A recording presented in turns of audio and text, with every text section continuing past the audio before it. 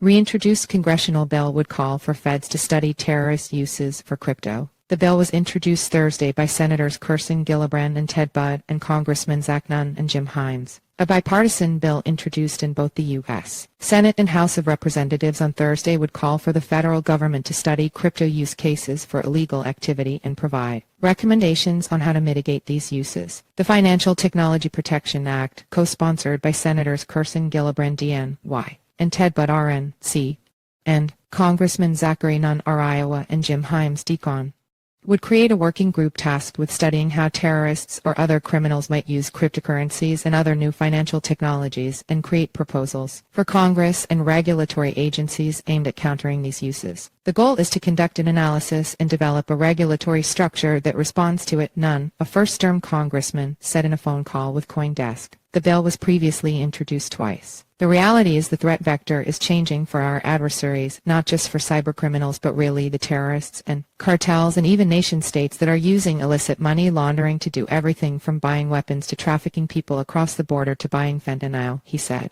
In a statement, Himes, who is the ranking member on the House Intelligence Committee, said that the rapid evolution of our financial systems demands increased attention to reduce risk and combat abuse by terrorist organizations. I am glad to support this working group, which will unite senior members of the intelligence community with experts in financial innovation under the shared mission of tracking illicit financing by malicious actors, he said. The bill was introduced ahead of a trio of hearings hosted by Financial Services Committee subcommittees and a House Agriculture Committee subcommittee, all focused on crypto or illicit finance. The group would be composed of representatives from the U.S. Treasury Department, Financial Crimes Enforcement Network FinCEN, the Internal Revenue Services IRS, the Office of Foreign Asset Control OFAC, the FBI, the Drug Enforcement Agency, the Department of Homeland Security, the Department of Justice, the Department of State, and the CIA. Industry. Representatives from analytics firms, financial institutions, research organizations, and other financial technology companies would also be appointed to the group if the bill is passed. A lot of these firms already have their own approaches to illicit finance, including their engagement with law enforcement, but the problem is it's pretty fragmented, Nunn said. He hopes the bill would lead to a more unified approach to these issues from industry. The bill outlines a number of deadlines for the group, ranging from annual reports on what the group did over the past year and what recommendations it has, a final report 4 years after the bill is signed into law,